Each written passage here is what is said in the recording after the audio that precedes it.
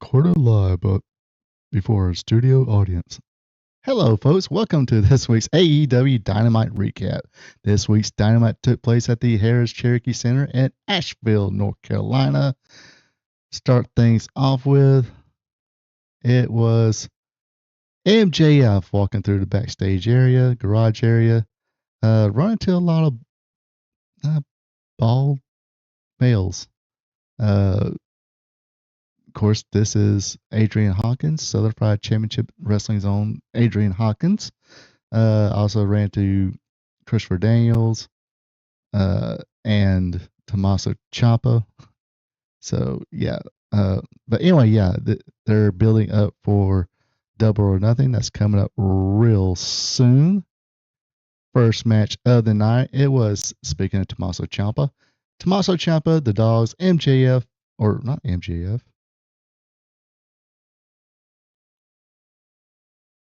FTR, my bad, versus Orange Cassidy, Young Bucks, Adam Copeland, and Christian Cage.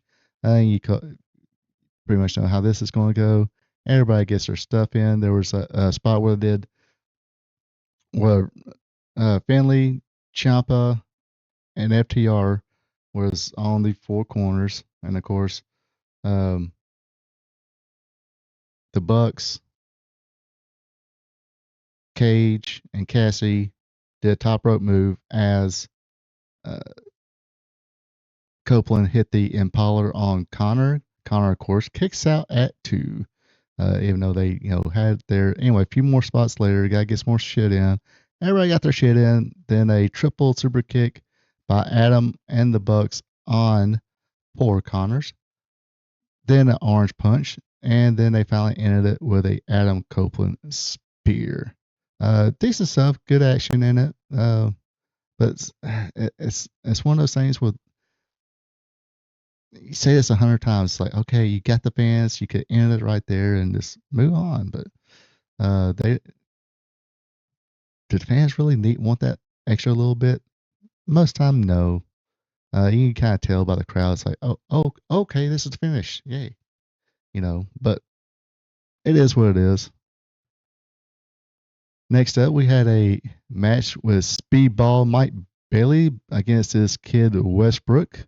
A bunch of flips by both men, but the member of the Hammenegger World Order was trying to do a little flip stuff around the corner and through the ropes, but couldn't get that full rotation and kind of stumbled and fell. Doesn't matter. Karate kick in the corner. Then Speedball ends it with a middle rope shooting star double knee drop.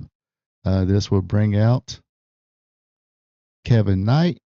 Kevin Knight, of course, hey, he's the TNT champion. Now we have a TNT championship open challenge. The person coming out this week is Brian Cage, and dude, look jacked. He is definitely, I don't want to say it. Somebody would probably assume that he is taking his vitamins. But yeah, he returns after a 14-month absence. Like I said, totally jacked. Would control a big portion of this match, reversing all the Knight's dives and picking them up, throwing them around. Kevin Knight went for a leaping avalanche hurricanrana, didn't quite hit it. You can say Cage kind of messed up because he didn't do the full flip, but didn't really look like Knight had the full momentum going into it. Looked kind of sloppy, but that's okay. Brian Cage was strong. So Brian Cage pulled up Kevin Knight so he can hit the avalanche hurricanrana. Then Knight ends it with the UFO splash. Speedball calls next, as in he wants to be the next person to get AEW World Championship shot. So I don't know if that's going to be next week or a week after. We shall see. In between here, we had of course, the announcement for the tournament brackets for the Owen Hart Foundation tournament. It is as follows. On the women's end, you have, what's this lady's name? Sorry, I don't know this lady's name. Let me Pers- Personify Personify versus Hazuki. Willow Nightingale against Alex Windsor, and that's going to be at Double or Nothing. Mina Shirakawa versus Athena, the Ring of Honor Women's Champion, uh, who only loses against AEW main roster people. Sky Blue and Sari. Sari. Sorry. I think that's right. But so no Mercedes Monet. Mercedes Monet is kind of been missing in action. Not sure. I know I think, finally lost all 20 of the belts she had. Um, excuse me. Um, and I don't know. I guess she's resting up. They don't have nothing for her. She gets to sit at home and collect a check, so she ain't worried. I don't know. I'm pretty sure she really wants to get back in there. Doesn't want to just sit at home. But let's see. Looking at this right now, gosh. And of course, the tournament winner gets gets a women's world title shot at All in London this year. So you got Personified probably being Hazuki. I'm gonna say Alex Windsor defeats Willow Nightingale. Um, Athena. Well, let's see. Blue Sky part. I don't know. They were kind of hyping her a little bit. Hmm. Maybe Blue Sky will beat Sari. Athena. Oh, yeah, probably Athena beats Sherika. Nah, they kind of hyping her too. Let's call it Mina defeating Athena. Mina defeating Sari. Alex Windsor against Mina Sarika. Excuse me. Mina Sarikawa in the finals. That means the hometown girl, Alex Windsor, defeats her, gets a shot at Tekla. Would be a cool match. They've been kind of teasing a little feud between them. So that's my prediction on the women's bracket. If you feel free to include in the comments and chats what you think that the women's side of the tournament going to how it's going to end. Let me know. And of course, now we got the men's side. It's Samoa Joe against Will Ospreay at Double or Nothing. Mark Davis versus Jungle Jackoff Perry. Swerve Strickland versus Bandito. That would also be at Double or Nothing. Little talk about Swerve Strickland a little bit later on. He's going against Bandito. Claudio Castagnoli versus Brody King. Let's see. Kind of hard to. I say Ospreay defeats Samoa Joe. Mark Davis pins Jack Perry. Let Will Ospreay get that win back from from when he couldn't continue 3 weeks ago. Get that win back, so that'll put Will Ospreay in the finals. Of course, the other bracket you got Swerve Strickland. Swerve's got to go over on that one. Then Brody King probably defeats Claudio. Unless, because the Death Rider's been helping Claudio, or not. Death Rider's been helping Will Ospreay get his neck back in shape. That could go a different direction.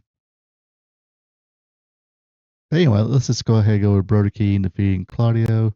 Swerve defeats Brody, Swerve, and Will Ospreay in the finals. Will Ospreay wins this one, and I will imagine I do not think Darby Allin was going to be the world champion by All In. I could be wrong, but Don't think he will be. I got a hunch that MJF is not going to lose his hair, but more on that later. So uh, let me know what your predictions is for the women's and men's uh, portions of the Owen Hart Foundation tournament. Speaking of Will Ospreay, he went up against Ace Austin. Pretty good, grounded, competitive match. Ospreay using the ground game. A few high spots here and there, but not too many, and all went off pretty smoothly. Ospreay went for the hidden blade or for another hidden blade, but Austin fell over. Will kicked the arm he was working on the whole match. Applied a cross armbar for the tap out win. The Ops came out. Joe talked about their upcoming Owen Hart tournament match. He said he doesn't put leashes on his friends. Anthony Bowen and Shibata walked to the ring, but as they were walking down the aisle, here comes the Death Riders. So they thought better of it and kind of just backed off on attacking Will Ospreay. So earlier tonight, you did see like a video where they're working with Will Ospreay, did the bridge thing on his neck and everything, and John Moxley giving him a pep talk. All right, next up we have 6 women's tag match. It is the Triangle of Madness versus Sheeta and the Brawling Buds. The Birds look to put this away, but Tekla nailed Hayter with the championship belt. Of course, the Triangle of Madness started putting a whooping on the Brawling Birds. Sheeta's like, you know what? Not today. I take my kendo stick and go home. So she did, but Willow and a few other female wrestlers came out to save the Brawling Birds. And in the main event, of course, was for the AEW World Championship. Kensuke Takeshita against Darby Allin. Like I said, a World Championship match here. Good match here. And yeah, I'm a Darby Allin fan, but I was kind of hoping Takeshita would win, but I just knew he wouldn't. I figured somebody, screw him out of it, but anyway, I will proceed. Takeshita hit a avalanche German suplex with a bridge for a 2 count. Earlier in this match, he hit a blue thunder bomb on Darby Allin from the apron to the floor. And of course, everything goes from there. That power knee strike Takeshita has. Darby kicked out at 2. El Clone distracted the ref as Don Callis tried to give Takeshita the Battle Bowl ring. I'm just going to keep calling it that. But Takeshita refused, said, nah, I'm not going to use that. Darby rolled Takeshita with a small package. Again, it's one of those situations. Could have ended there. Fans would have dug it. And then, whatnot, it would have been fine. However, we got to keep going. The match spilled out to the floor. Darby hit the Scorpion Death Drop on the steps, followed by a coffin drop from the outside to the floor. Went for another one, but Takeshita countered with a crucifix roll up, 2 count. Takeshita went for a powerbomb, but Darby countered with a Scorpion Deathlock. Takeshita got the rope break. Darby wound up hitting 2 more coffin drops for the win. Darby Allin remains AEW World Champion. Now it's time for the big contract signing.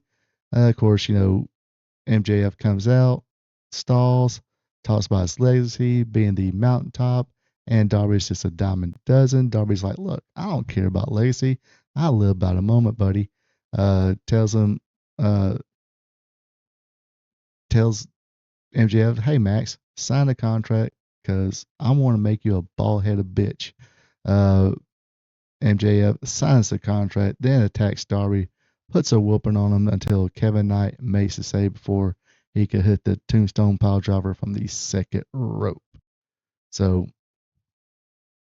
that pretty much sums up going to be the main event for Double or Nothing. MJF puts up his hair for Darby Allin's AEW World Championship. Prediction show will be next week. Let's just say I won't be surprised if MJF might lose this one, but still, come all in. I really don't think Darby Allin's going to be the champ, but I could be wrong. Anyway, that concludes this week's AEW Dynamite. Hope you folks have a good one. Take it easy. And until next time. So long from the peach state of Georgia. Ronald Ray here saying thank you for checking out my video. If you don't mind, go ahead and click that thumbs up button, leave a comment, and share this video with family and friends. I would also appreciate it if you would subscribe to RP2 Vision, where I cover the sport of professional wrestling from yesterday to today. Now don't forget to click the notification bell as well, so you'll be notified when my other weekly content is available, like Wrestling Trivia Tuesday, WWE Raw Recap, and AEW Dynamite Recap. I also have 2 live streams. Every Thursday at 8 p.m., it's Spot Show Live Stream, where I discuss the latest news in professional wrestling. And on Friday nights at 8 o'clock p.m., it's Wrestling Gold Friday Night, where I discuss the good old days of professional wrestling. When wrestling was wrestling, wrestling was real because it's still real to us. Folks, have a good one and take it easy.